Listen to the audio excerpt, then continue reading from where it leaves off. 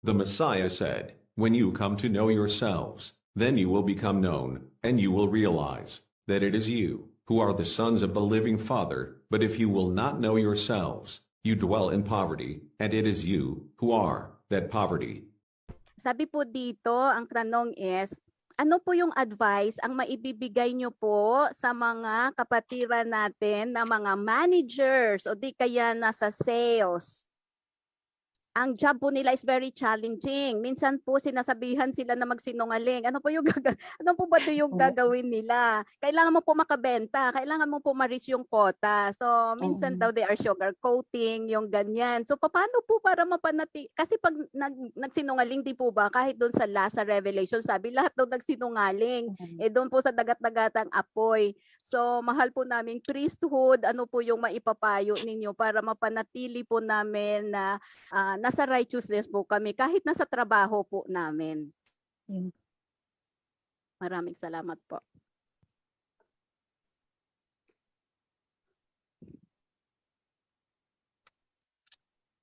Our beloved priest.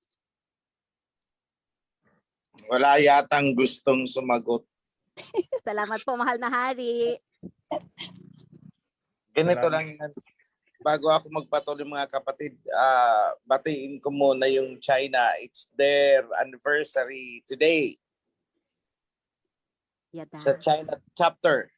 Wow. Congratulations, Sister Lynette. Second year ba? China? Anyone there? Second year po. Tama po, mahal na hari. Second year anniversary nila. Sige. Alam nyo, buti na lang marunong ako magbenta.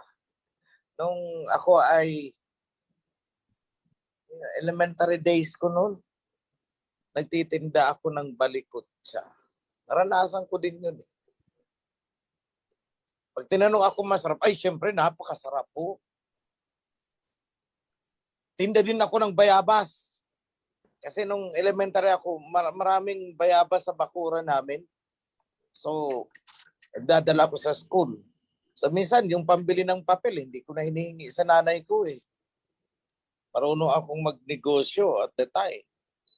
Nagninegosyo pala ako as early as the time. Then, later on, hindi ko lang yata naranasan magtinda isda. Wala akong maalalang nagtinda ako ng isda.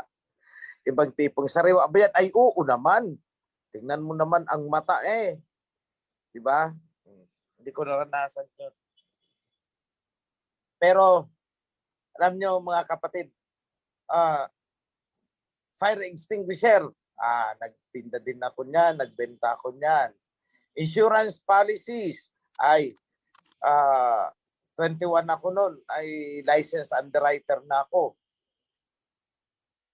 Then, kabaong, yun. Benta din ako niyan. Ang tanong, kailangan mo ba talagang magsinungaling para makabenta?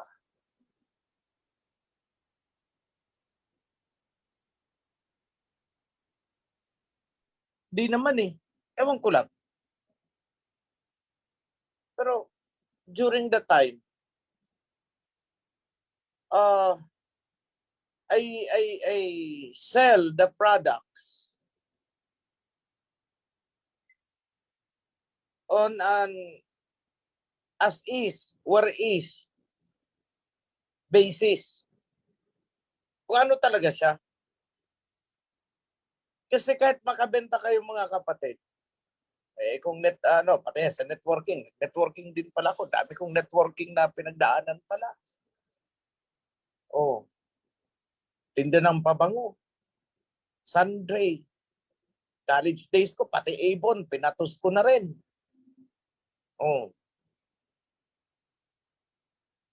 So, be honest. Okay lang yung kunting sugar-coated. Okay lang yun. Kahit alam mo namang pangit talaga, yung bibili ng makeup, edi sabihin mo, pag nag-apply ka nito, ay aba, ikaw ay igaganda. Kahit alam mo namang wala nang igaganda eh. Kasi wala naman talagang ganda. Ano bang magagawa mo? Kaya nga, alam nyo, pag nagsabi ka ng totoo, alam mo, pangit ka. Pero pag gumamit ka nitong product ko, nako, kaganda-ganda mo na. O, di ba? O, pero kung sabihin pangit na, hindi ko mabibenta, sampal ang abutin mo eh. O, kahit hindi maganda, sinasabi na, alam mo, lalo kang gaganda. Eh, it's a manner of how to arrange your words. O, hindi mo naman sinabing pangit. Ang sabi mo is, lalo kang gaganda. Kapag ginagamit mo ito, bagay sa iyo eh, bagay sa iyo.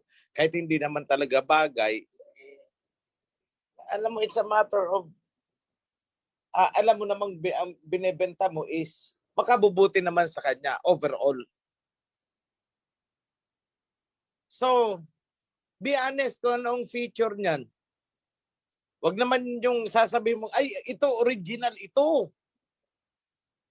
Eh, alam mo namang galing ng Divisoria eh. Sasabihin mong original. Eh, alam mo namang peke na Lacoste eh. Sasabihin mo pang original. Ayun talaga, nagsisinungaling ka dyan, nanluloko ka. Pero pag sinabi mo na, ay, class A ito, triple A, class A pa ito, oh, eh, alam niya. Huwag mo nang i-explain kung anong class A.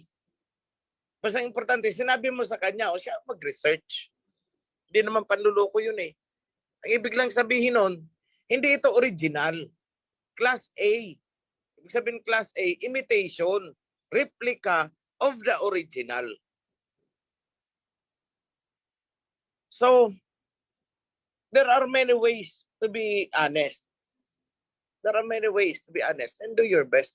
Wag na yung sasabihin mo talaga, obviously, you are saying what is not. Wag ganun. Alam nyo kasi, I believe, na kahit hindi kagandahan ang produkto mo,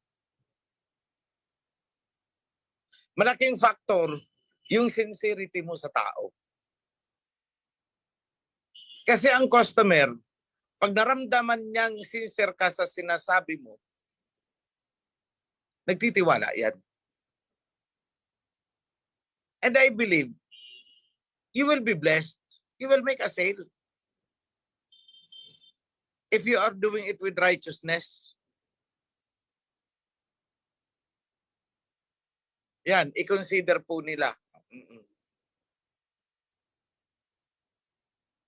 Kasi alam nyo, kahit na mabentahan nyo yung tao, madidiscover ng tao na niloko mo siya.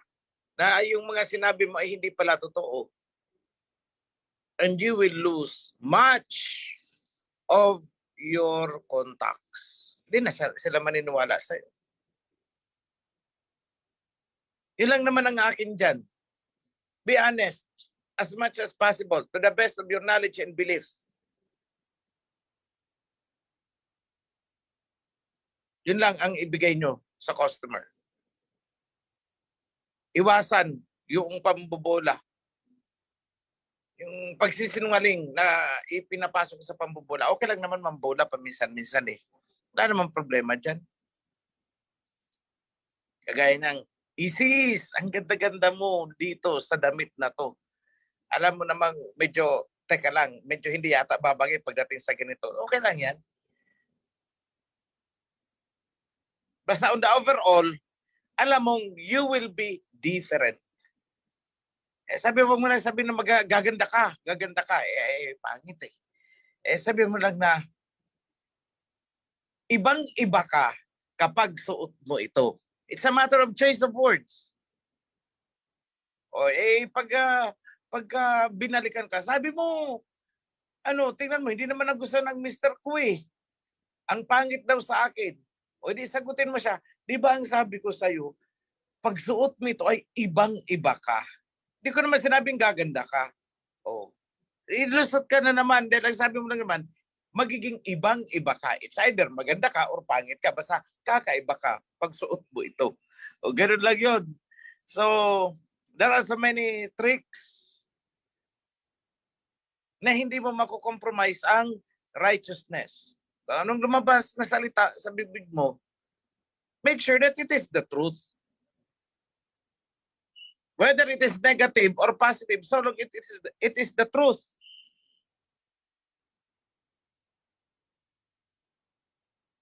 Yun lang naman ang akin sa sales. Yun. I hope you derive a lesson from that. Kaya pag ako naman as a customer, kunwari naghahanap ako ng matamis na dalanghita. Alam nyo ang sinasabi ko sa nagtitinda. Gusto ko yung maasim eh. Naghahanap ako ng maasim na dalanghita. Pag sinabi ng customer na, ay, hindi ito pwede sa'yo. Matamis kasi ito eh. Tingnan mo yung kabila. Baka maasim yung tinitinda nila. Di nakuha na, ito ang matamis. Pero pag nagtanong ka, matamis ba yun? Ay, natural. Oo, ang isasagot niya sa'yo. Tinik mo maasim sa iyo. Pero sa amin matamis. Kasi iba-ibang panlasa ng tao nilusot sila. Ganun lang yon. So kayo mga kapatid, pagka kayo naman ang customer, it's the opposite ang hanapin nyo. Pag ayaw nyo ng matabang, ang hanapin nyo ay yung maalat. Gusto ko yung maalat na maalat. Ay magdaging lang kayo ng asin at patis kasi hindi ito ganun eh. Honest dyan. Pag ang gusto mo naman is yung maalat, ang hanapin mo ay yung matabang. The opposite. Makukuha mo yung totoo. Sabi mo matabang, matamis pala eh. Yun. Sabi mo maasim, matamis pala eh. Sabi mo matamis, maasim pala eh. Yun, doon mo mahuhuli yan. Pero siguro ko alam na yan ng ibang nagtitinda. Yung style na ganyan. So, yan lang mga kapatid. Be honest as much as possible. Is it the truth? Pagka alam mo namang inferior ang product mo, huwag mo nang sabihin, ay, ito talaga ang pinaka in the market. Kasi baka malay mo, mabungguan mo is alam ang totoo. Sasabihin, hindi, alam ko ito ang number 1.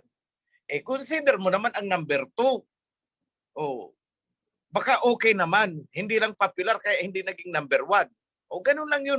It's a matter of how to circumvent. Ang importante, naging honest ka. Yan lang mga kapatid para sa mga nasa sales. Okay, marami pong salamat, aming mahal na hari, sa iyong kasagutan. Meron po tayong isa pang tanong na babasahin po dito. May tanong lang po ako, hindi na po ba righteous ang isang taong nagnanais lang po ng pag-aasenso ng kanyang buhay? Kasi po ang sabi ng isang kapatid ay makontento na daw po tayo sa kung anong meron tayo. Sabi daw po yun ng Torah. Pero may sinabi rin po na parabola ang Messiah about po sa tatlong tao na binigyan ng mga salapi at napaunlad ng 2 yung ibinigay sa kanila at yung isa naman po inilubog lang yung salaping ibinigay niya. Ang tanong ko po is, di na po ba righteous ang isang tao na nagnanais lang na umasenso ang kanyang buhay? Salamat po sa sagot. Ganito yan mga kapatid. Parang wala naman akong nasabi na maging kontento na kayo sa kung anong meron. Ang ibig kong sabihin, I remember I've come across that. Huwag maging overly ambitious. But maximize your potential. Right now, kung gusto mong maging bilyonaryo, ay ako na magsasabi sa'yo, tumigil ka nga dyan sa kahibangan mo. Pero kung ang regular income mo, sabihin natin umaani ka ng sumasahod ka ng 100,000 a month at sasabihin mo sa akin, gusto kong maging milyonaryo. Ang isasagot sa'yo ay mag-ipon ka. Mag-deposit ka sa Cbank. Mataas ang interest. Kung ayaw mo sa Cbank, doon ka sa Maya. 4.5% per annum.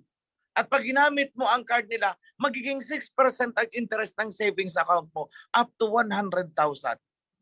Bigyan kita, ito ang referral code ko. Ito, gamitin mo. Para may commission naman ako ng 100 pesos. Di ba? Totoo po lahat yung sinasabi ko. Ask me about banking. Gusto mo mataas na interest, go to Cbank. 5% po sila, up to 500,000.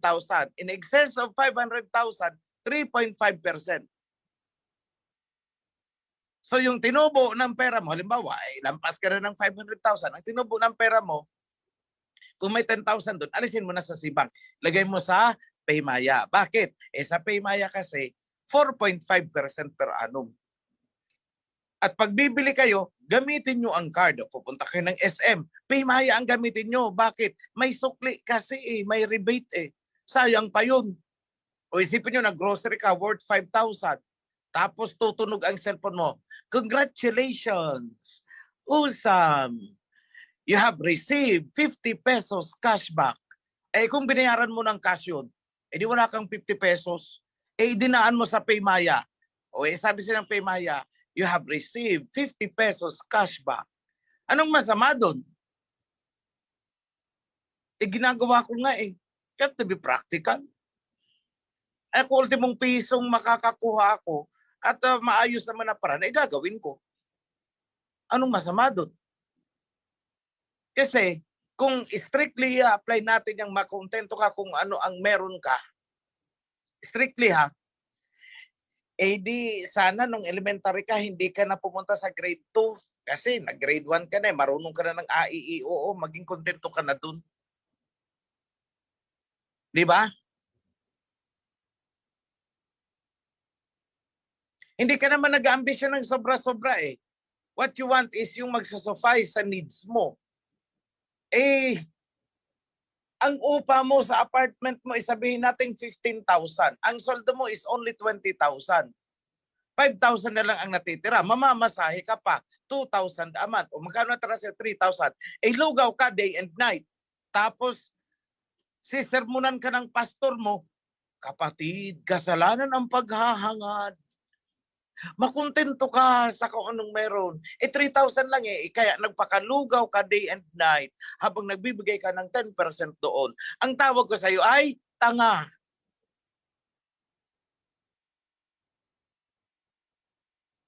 Magsikap ka. Huwag kang makontento dyan sa 20,000 dahil alam mo naman kulang Alam niyo ang pagsunod sa Torah is kailangan mo rin maging practical-minded at kailangan mo rin paandarin ang common sense. Pero yung hahangarin mo, gusto mo magkaroon ng mansion, ay sasagutin, hoy, makontento ka sa kung anong meron ka. Simpleng pamumuhay, okay na yan. Huwag mo nang hangarin ang mansion na may 5 kwarto, fully air-conditioned ang lahat-lahat. Kung ako nga, hindi ko ina-ambisyon yan Kaso kung kailan hindi ko ina-ambisyon, tsaka may mga nagbibigay, gusto magbigay ng mansion Pero yung gusto ibigay na mansion, pati garahe na ka-aircon.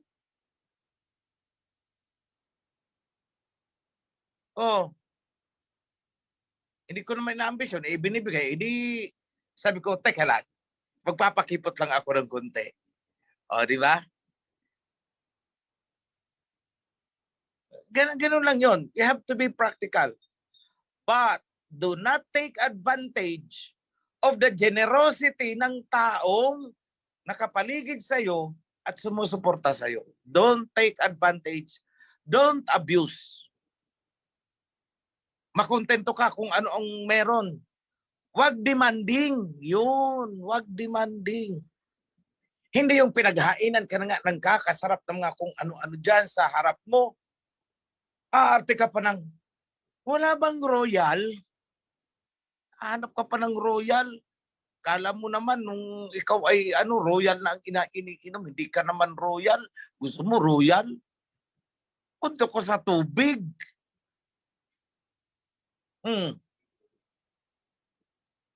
Ayaw na ng nung una, Nescafe naman na okay na. Blend 40 rice nga sila noon nung years niya, kabataan niya, alam niyo yung blend 40 rice? Yung sinunog na bigas? Aba, naging priest lang. Ay, ayoko ng Nescafe. Gusto ko yung gold edition ng Nescafe. Ay, sampalin kita, budburan kita ng kape sa bibig mo. Huwag kang mag-iinarte ng ganyan. Noon umiinom ng tubig galing sa balon, naging priest lang. Aba, ang gusto ng inumin ay pukari. Ay, pukarihin kita. Kaya inarte ng ganyan. O doon ko sasabihin, makontento ka kung ano ang kayang i-provide sa'yo ng kawan. Huwag kang mag-aambisyon. Don't look at the priesthood as an opportunity para pagbigyan ang luho. No, it's not that. It's not. Oh, hindi ko sinabing priest ang ano ha, gawain ng priest. Example lang 'yan ha. Baka ang mga marites ay kilala ko 'yun kung sino ang priest na 'yon. Wala ha, wala. Huwag pagsisimulan ng chismis. Kayo talaga, tuwang-tuwa na naman diyan ang iba. Okay. So, yan po ang ano, yan po ang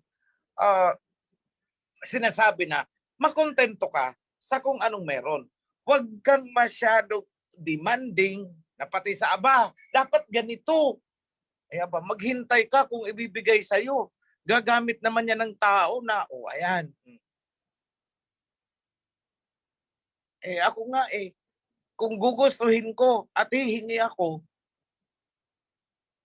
mapapasa akin Pero nung sinasabi, hindi okay na ito, tama na ito. Gamitin ang pera sa iba. Dami mong pera. Sa iba mo na lang gamitin yan. Okay na ako dito. I'm contented with this. Ibig sabihin, matuto kang magpreno. Yun po ang ibig sabihin nun. Hindi sa naghahangad ka sa over luxury. O kaya hindi yung ayaw mo nang tinutuluan ka nga ng ano dyan, ng pag umuulan. Tumutulo na ang bubong mo. Naghahangad ka na makahanap ng ibang opportunity, makapagnegosyo dahil gusto mong ipa-repair, hindi po yan paghahangad. Gusto nyo makatapos ang mga anak ninyo, hindi po yan paghahangad ng sobra-sobra. That is a need. Pangangailangan yan. Education is a need. Iba po ang need, iba ang want. Yung sinasabi natin na makontento ka sa kung ano ang meron is need. Matugunan lang ang mga pangangailangan mo na hindi ka naman salat. Makontento ka na doon. Yung paghahangad ng sobra-sobra is yung want. May t-shirt ka naman Bakit kailangan mo pa ng branded na gusto mo pa imported? Sobrang paghahangad yun. So I hope mga kapatid, you will be able to see, makita nyo kung ano ang kaibahan ng pangangailangan sa kapritsyo. So kung ang hinahangad mo lang naman ay matugunan ang pangangailangan, okay po yan. Pero kung ang hinahangad mo ay para nasa kapritsyo, hindi po okay yan. Yan lang po ang masasabi ko dyan. Maraming salamat po, aming mahal na hari, sa inyong kasagutan. Meron pa po tayong katanungan dito. May katanungan lang po ako, mga kapatid, pakiabot sa ating mahal na hari. Marangal po ba ang trabaho sa pag-treasure hunting? Yan lang po ang tanong, mahal na hari. Gusto mo, samahan pa kita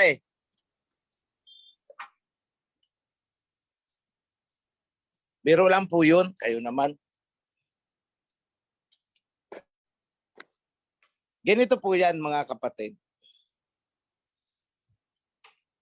Di ba merong nasusulat dyan nasa gospel yan Nasa gospel yan. Ang sabi doon ay may isang mama, isang lalaki na nalaman niya na ang isang lupa na ibinebenta ay may nakabaon na kayamanan. So ang ginawa niya, ibinenta niya ang mga iba't ibang ari-arian na meron siya para mabili niya ang lupang yun. So, ano ang sabi ng Misaya? Pinagkasala niya ba? Hindi Ang sabi ng Misaya is, ganyan ang heavenly kingdom. So, hindi po gagamit ang Misaya ng ganong parabola kung hindi po yun kung hindi po yun righteous na gagawin. And then besides, ang magdedetermine kung righteous ang gagawin mo ay o hindi, is yung motibo ng puso mo. Meron diyang mga tao na nung hindi pa nahuhukay, aba, maghanap ko na sa alahaya, magtulong ako sa mga pobre. Yun ang pinapanalangin niya. Aba, nung nakita na ang kinang ng ginto, dahil nandyan na, wala, nagbago na. Ang alahayam, alam ang puso natin. Alam niya kung ngayon lang yan, sinasabi mo dahil naghuhukay ka pa lang at pagod na pagod ka. Nagmamakaawa ka. Pero pag nakita mo na ang gold at hawak mo na, baka ang laman na ng isipan mo is yate, helicopter, kung ano ang mga luxury cars, ayun ang nasa isip mo. Then, you lose your righteousness. So, I don't say anything wrong with that. Pero let me warn you, kung ang mga kasamahan nyo ay hindi righteous, baka magpatayan kayo. Yun lang. Meron pa po tayong isang tanong dito. Mahal na hari, tanong ko po, ang natural stone tulad ng tourmaline stone, germanium stone, nano silver, iyon na pwedeng nailagay sa katawan natin at nakakatulong po sa katawan natin. Okay lang ba sa atin? Salamat po. It's a question of science. Established ba sa science na merong ganun?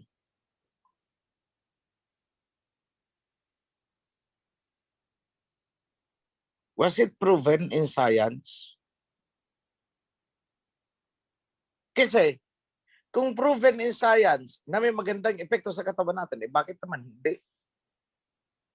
Pero kung produkto din lang naman, sinasabi na ganito, ganon, at ang nagsasalita ay nagbebenta ng ganon, ay huwag kang maniwala. Gusto lang magbenta niyan.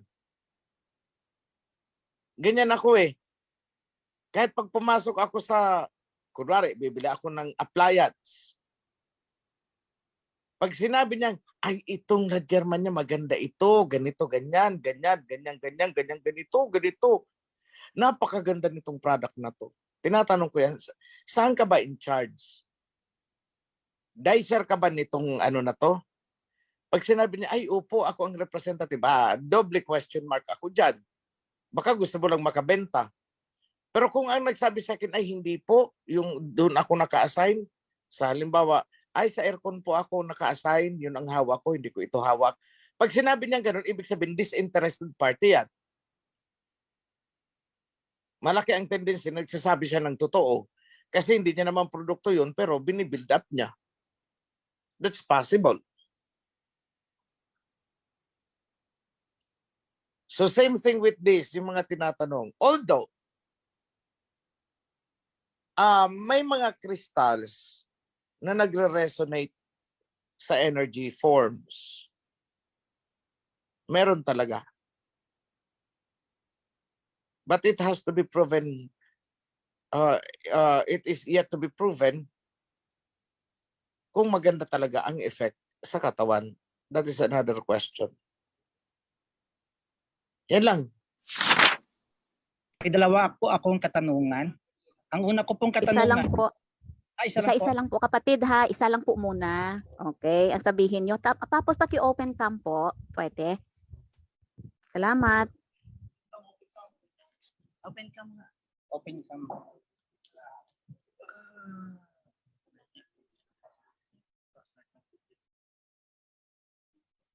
Ayan. Ayan, salamat po. Ang katanungan ko po ganito po.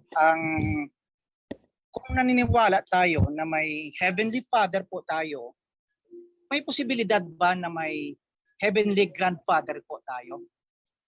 Yan ang po. Salamat po.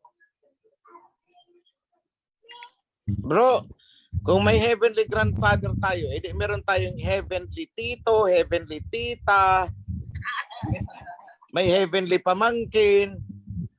Ganun po ba? Wala po eh. Curious lang po.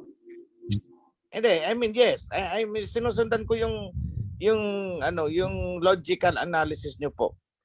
Kasi sinabi ko may heavenly father, di tinatanong nyo kung may heavenly grandfather.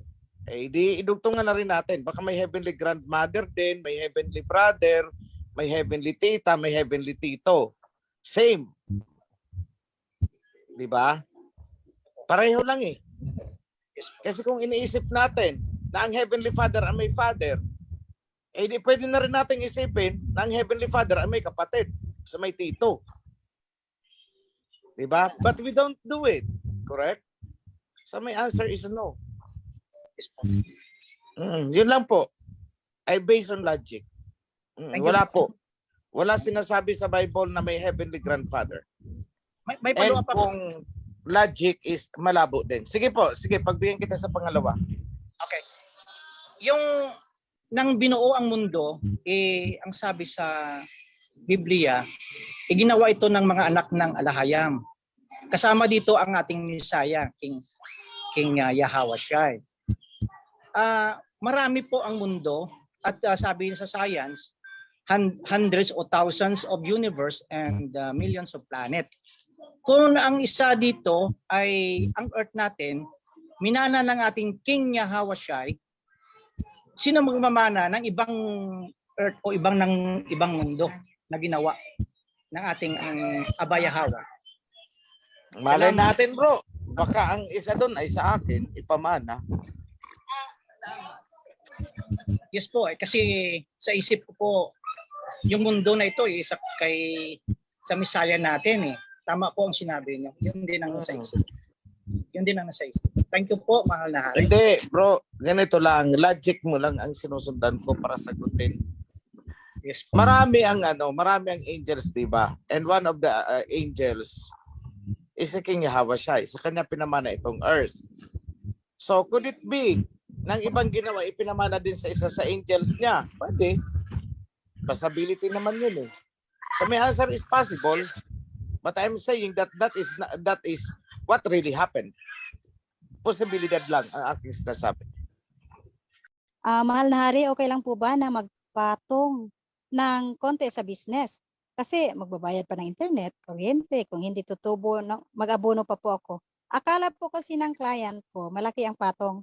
Sinasabi ko na ang totoo, hindi pa naniniwala. Sobrang liit na nga po ng patong, questionable pa. Yun po ang tanong, mahal na Alam mo, hari. ganito kasi yan. Ang may ugali ang mga Pilipino, let me say Filipinos, masakit sa kalooban nila pag nalaman nila na kumita ka sa kanila. Yan ang napakasamang ugali ng mga Pilipino.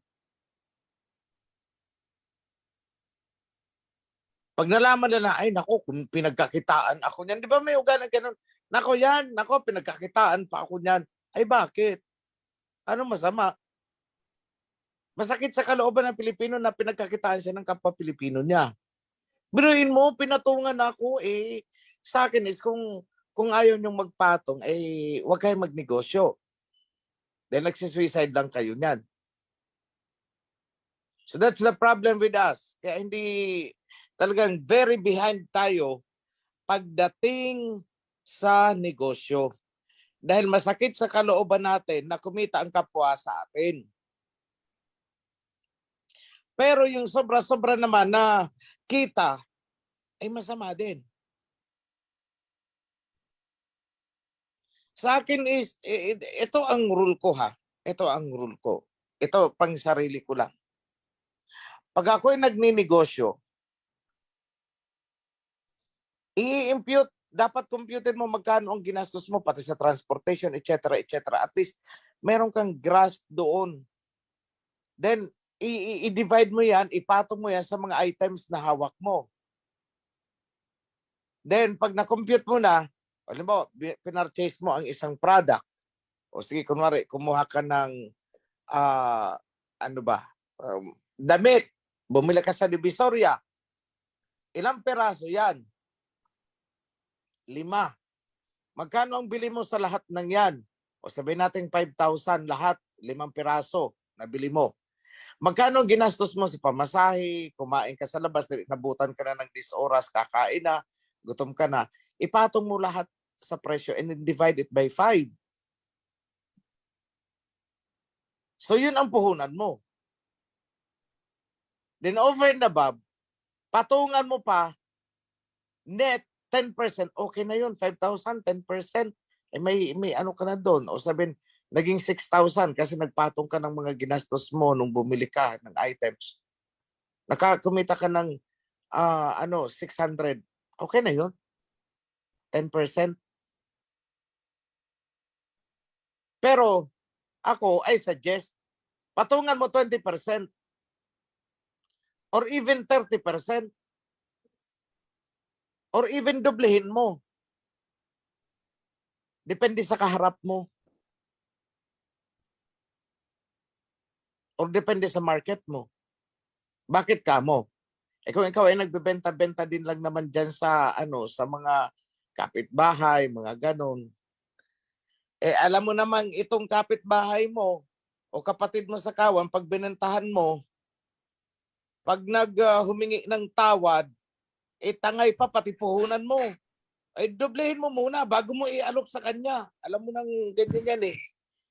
Kasi kung ang puhunan mo is 5,000, tatawaran ka is 1,000 na lang itong 5, ubusin ko. Ay, kung ako, hindi na ako makikipag-usap, bitbiting ko ang lahat. Hindi, wag na tayo mag-usap. Ikaw na lang ang pumunta sa Divisoria at doon mo bilhin ng ganyan na hanap mo. Yun po. Maglagay kayo ng allowance para sa tawad.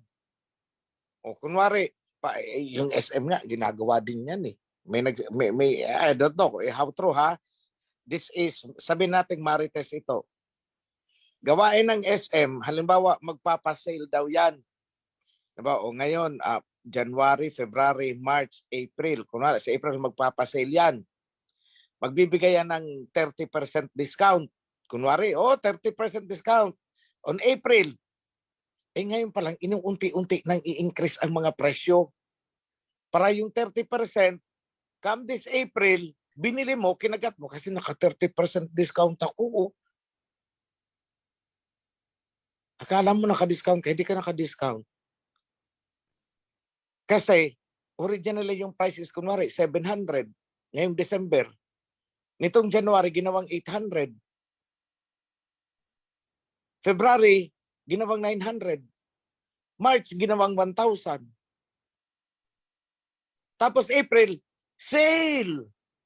30% discount. Nagkumahog ang mga Pilipino, nagka-traffic ng EDSA. Kasi ang halagang 1,000 daw, naka-discount daw sila ng 30%. Nabili ko lang ito 700. Ngik-ngik mo 700 naman talaga ang presyo niyan eh. In-increase lang unti-unti at saka isinail. O ganun din ang gawin ninyo. Bago nyo i-alok, bombahan nyo na muna ang presyo kasi barat yan. Ngayon, pag kinagat niya ang original na price, edi na konsensya ka ngayon. Bigyan mo siya ng isang freebie. Ayan, bigay ko na ito sa iyo. Kasi ganito, naging suki kita. Thank you ha. Ito, isang panty, libre ko sa iyo, giveaway ko. Dito ang tuwa siya. Nasa sayo na ang pagdadala niyan. Pero yung magpatong ay hindi po kasalanan kasi kung ayaw mong magpatong, huwag kang magnegosyo. Di ba? Ganun lang yun. Kung barat ang kaharap mo, bombahan mo muna ang presyo bago mo ialok sa kanya. Kasi pag tumawad yan, edi swak pa din doon sa presyo na gusto mo. Wala namang rule sa wala namang pong rule sa kasulatan kung pwede mong magpatong ng 10%, 20%, 30%, 40%, 50%. Wala po. Pero ito ha, totoo itong nangyari. Ayoko nang magbigay ng clue. Pero dyan sa Kasili, baka nakabili kayo dyan ng kutob na 350, 300. Alam nyo ba na ang gumawa ng kutob nagtahi yata or naggansilyor? I don't know.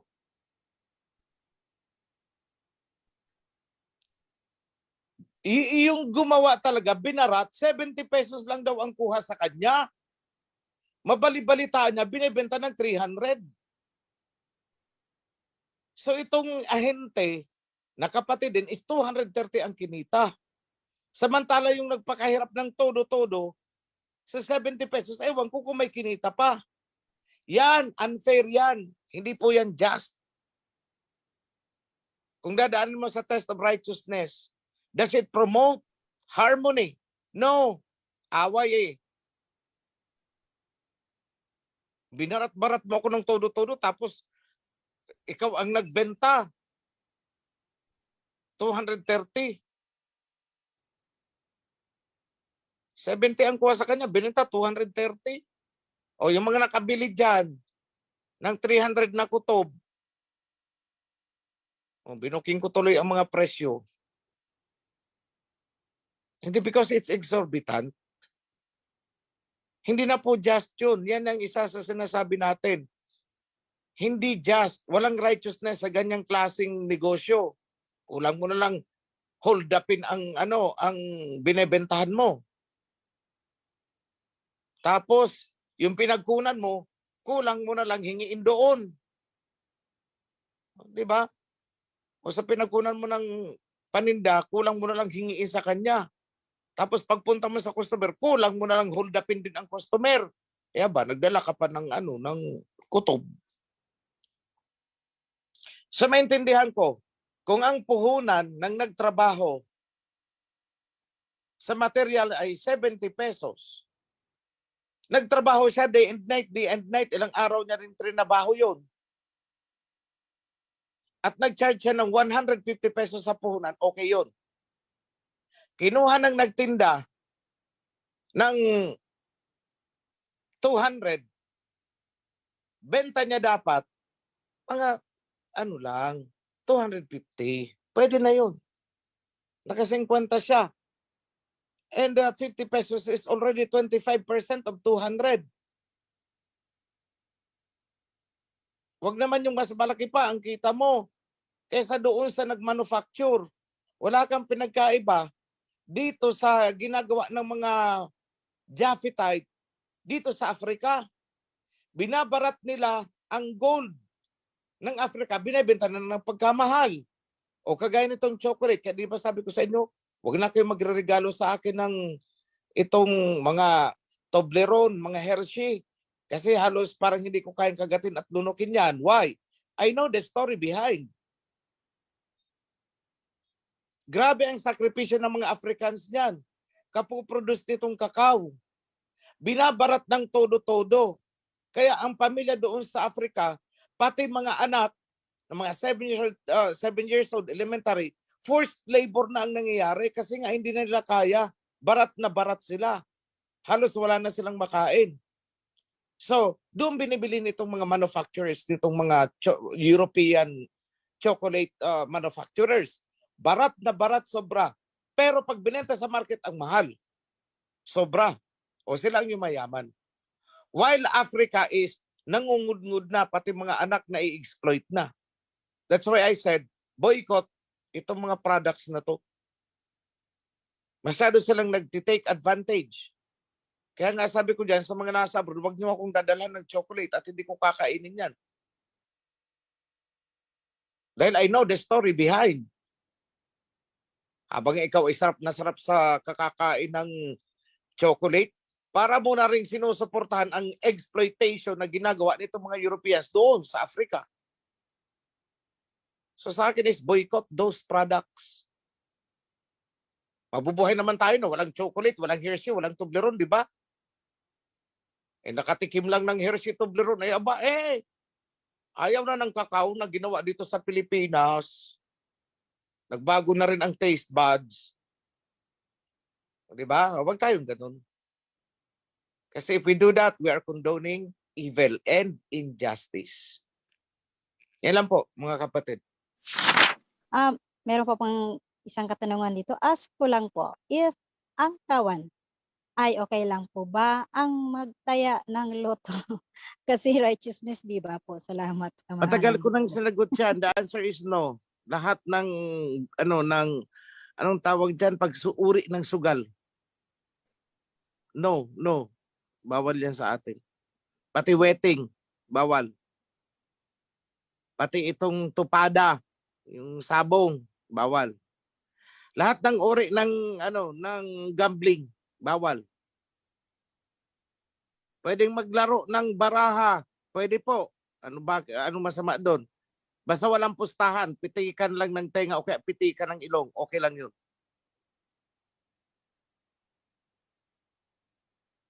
So yan lang mga kapatid. Okay, marami pong salamat, aming kamahalan. Meron pa po tayong tanong. Mapagpalang hapon po, nagkakasala po ba kami kung ginagawa naming day off? Ang Sabat po, may pay po kami doon sa day off. Maraming salamat po. Ang sabi is, huwag kayong magtrabaho. Hindi sinabing huwag kayong tumanggap kung kayo ay paid ang day off na yon. Tanggapin nyo. Basta importante hindi kayo nagtrabaho. Tanggapin nyo, pera yan eh. Maging practical, be wiser than the serpent. O day off nyo pala eh. Regular employee kayo with pay ang day off.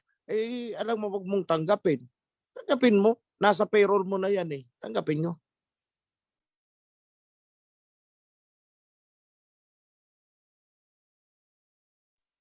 Okay, marami pong salamat aming kamahalan. Mga kapatid, narinig niyo po ang mga kasagutan po ng ating kamahalan. Meron pa dito. Mapagpalang hapon po, kamahalan. About po sa character ng isang tao, paano po ito nakaka-apekto sa spirit, diwa, sa paggawa ng righteousness? Then meron pa siya po siyang follow-up question. Ang karakter ng isang tao, nakakaapekto ba ito sa diwa ng ano yun?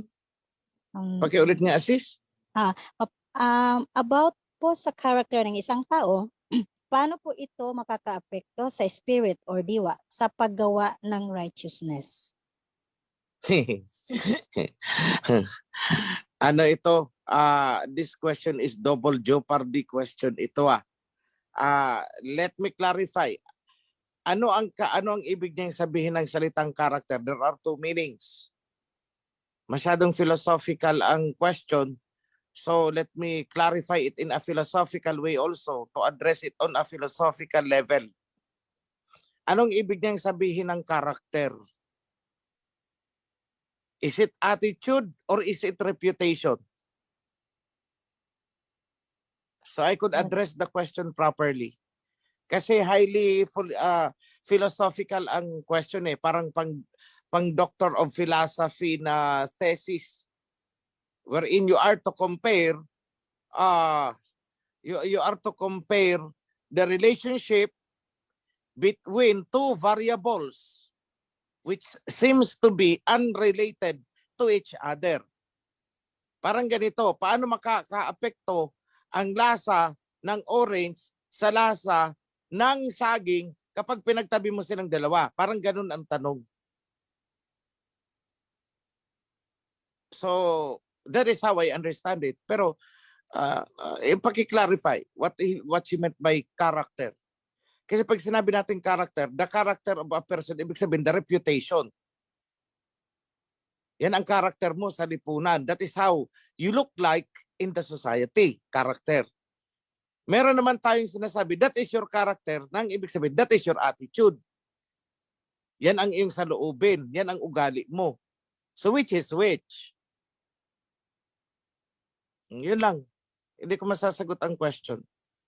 Okay, Kamahalan, excuse me po. May follow-up question po siya kasi. Yung ibig niyang sabihin, is this the character na attitude? Kasi ito po yung follow-up question. Kung ang diwa ay nababago, ang character din ba ng isang pinili ay kaya rin mabago o ito po ba ay nasa dugo na? Okay. So at least madali nang sagutin kasi na-define niya ang word na character, which means attitude. Okay, so ang tanong is, paano nakakaapekto ang attitude ng isang tao sa kanyang diwa? Tama ba? Opo. Paano nakakaapekto ang attitude ng isang tao sa kanyang diwa? Hindi ba yung diwa at saka yung attitude is one and part of each other? So how can I answer that? Ang ano niya is paano nakakaapekto sa diwa sa paggawa ng righteousness. Paano? Ganito na lang kaya, i-rephrase ko ang question na yan. Paano nakakaapekto ang attitude ng isang tao sa paggawa ng righteousness? Huwag nang palikuin doon sa diwa. Di ba? Kasi ang gulo ng question eh. Paano nakakaapekto yung attitude ng isang tao sa kanyang paggawa ng righteousness?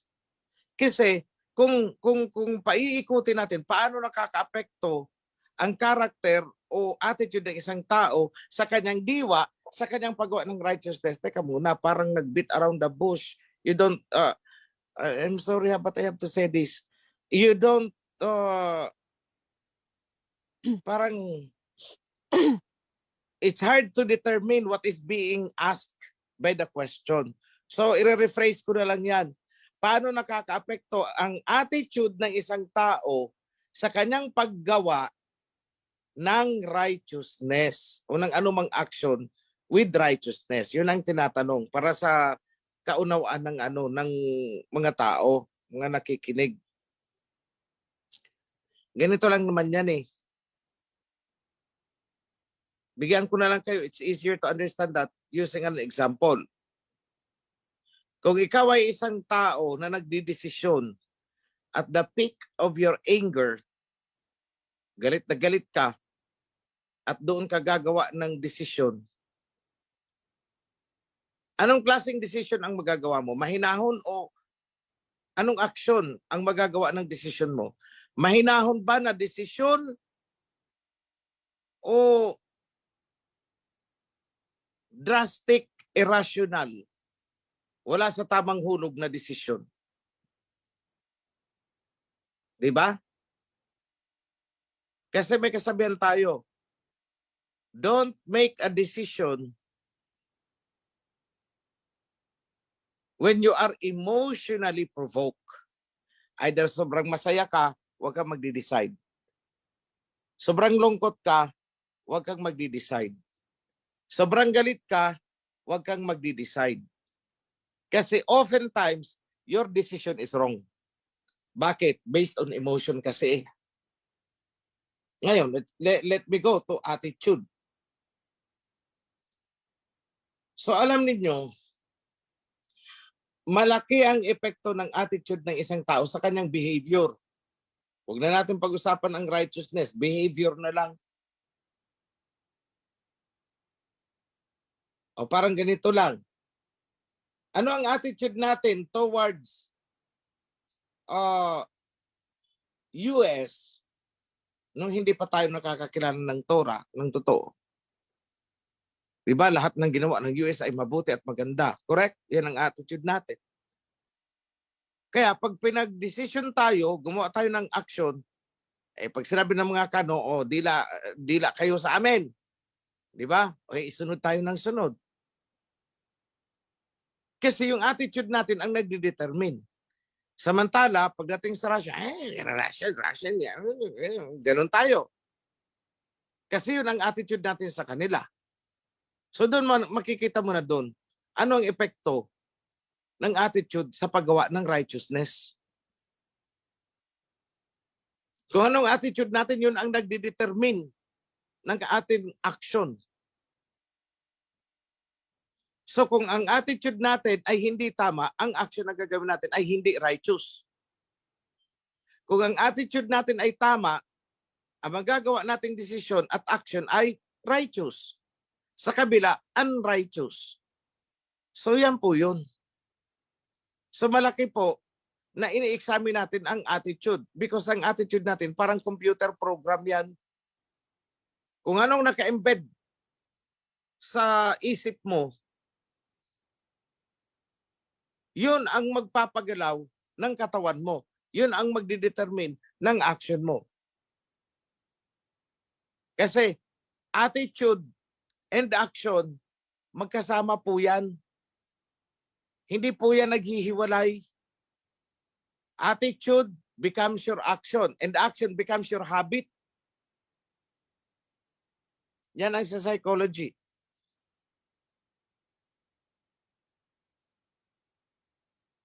So anong kailangang baguhin para magbago ang action, na maging righteous ang action mo? Baguhin mo ang attitude mo. Paano mo babaguhin ang attitude mo? Alamin mo kung ano yung totoo. Yun lang. Yun. That is the best way I could answer that question. Wala sa Maraming dugo salamat yan. po, Kamahalan. Nasa pananaw yan. Yata. Maraming salamat po. Mahal na hari, may nagpapahabol po. Yung stock market po ba kasali sa sugal? For clarification lang daw po. Hindi. Although, partly you take the risk. Kaya sinasabi natin para kang nagsusugal. Pero hindi yan sugal kasi ang nagsusugal, wala kang binibiling item.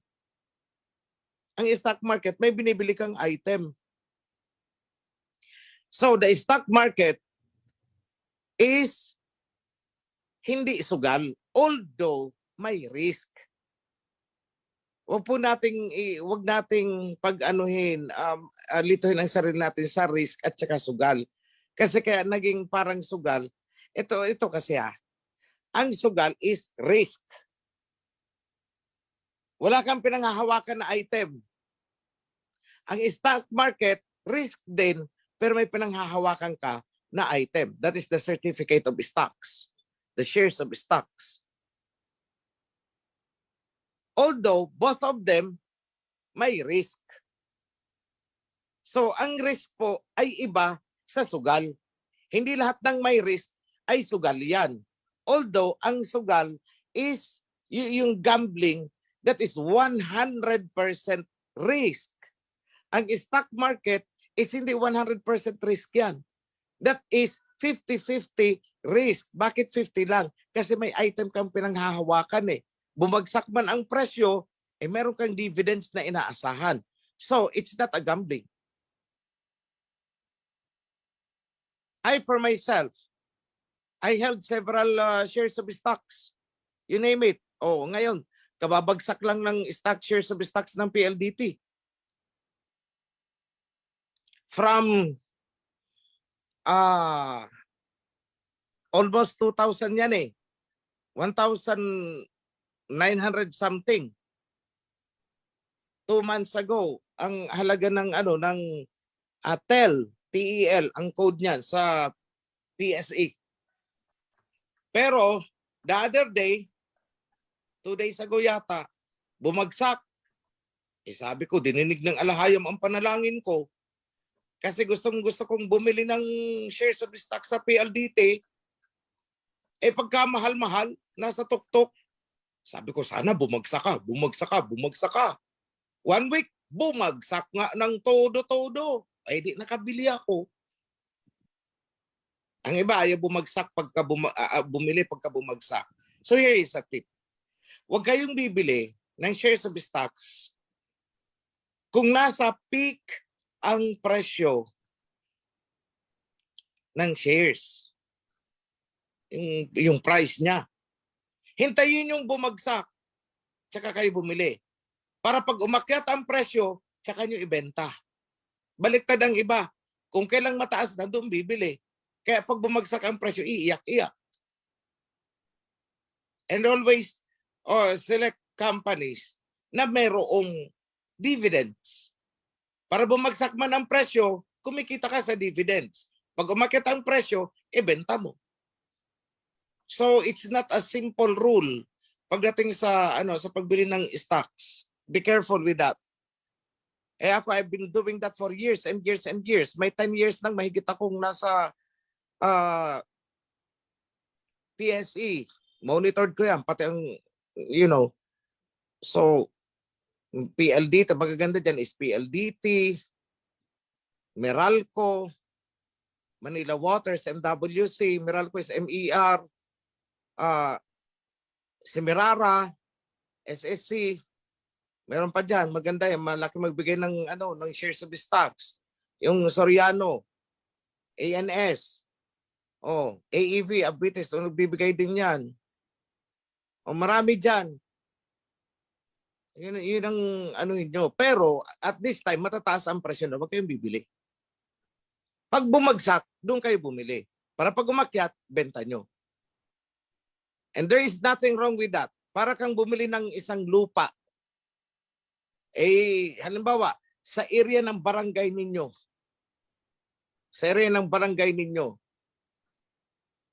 may binebentang mga lupa, edi bumili ka kasi mura.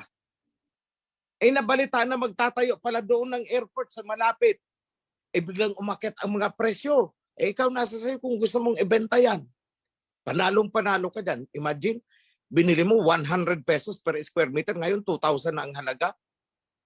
Ganyan din lang po ang shares of stocks, because shares of stocks is you are part owner of the company.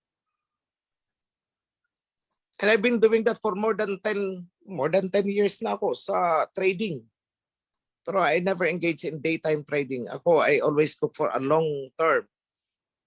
Come this pandemic, I survived because of that. Survive ako. And sa mga tinalang ko, nagtataka sila, paano daw ako nabubuhay? Wala naman akong trabaho na ginagawa, nasa bahay lang. Kumikita ang kumikita ang shares of stocks ko. Although nung pandemic, bumagsak talaga, marami stocks ang bumagsak. Yun lang. So be careful. Hindi po sugal ang pagbili ng shares of stocks. You are buying a certain part of the company. Yun lang ang sagot ko dyan, mga kapatid. Maraming salamat po, mahal na hari. So sa last na question po natin dito, pwede po ba kaming humingi sa ating priesthood? Sabi niya, pwede po bang makahingi ng quick na parang cheat sheet? Yung parang quick reference po na makaguide sa amin towards righteousness concerning po sa pagiging fair and just. Kasi minsan daw kasi yung parang akala mo fair and just, hindi po pala. So pwede po daw makahingi ng reference sa ating priesthood na maibigay po na para magiging every time na you are confronted with this challenge or test about fairness and for being just, iyon po ang titingnan para hindi po mawala. For guidance po. Maraming salamat po. Alam mo, pagka ginawa natin yan, mas makapal pa yan sa volumes ng Encyclopedia Britannica. Bakit? Imagine we have to cover each and every act, kung righteous o hindi. Every situation in life, i-cover natin. That is impossible for the priest to come up. But rather, ang titingnan nyo is, what are the elements of righteousness? Gamitin yun para i-examine ang every act na kinakaharap ninyo, every decision na gagawin ninyo. Alamin ninyo, yung test of, yun na nga, the test of righteousness. Yun lang ang kailangan nyo. Kasi kung ililista namin dyan, bawat act in itself, hindi nyo rin magagamit. Pupusta kami, bakit? O pupunta ka ng palengke, tatawad ka, titingin ka muna doon. Ilang percent ba ang pwede kong itawad? It's not that. But rather, you know the principles. O tatawad ka. O does it promote goodwill? Is it based on truth? Pwede bang tumawad? Oo. Pwede. Given naman yan eh. O, will it promote friendship? Better friendships? O, pag ang makakatulong sa sabi ng ng nagtitinda. O ito ang presyo ko. Kapatid, baka naman pwede maka-discount kahit sige, isang 100 pesos. Baka pwede 90 na lang. Okay, baka pwede 80 na lang, kapatid, kung kaya mo. Kung pipilitin mo, hindi niya magpo-promote ng goodwill. So ang sabi niya, halfway tayo. Bigay ko sa iyo ng 90. O di check ka na naman doon sa second principle. So, it's the principle ang kailangan nyo, mga kapatid. Hindi yung i-cover natin ang each and every act. Kahit isa yung buong kwarto nyo, mapupuno yan. Kung i-cover natin. And it's impossible to come up that way.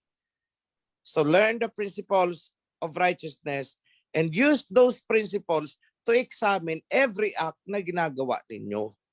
Yun lang po. Yada, maraming salamat.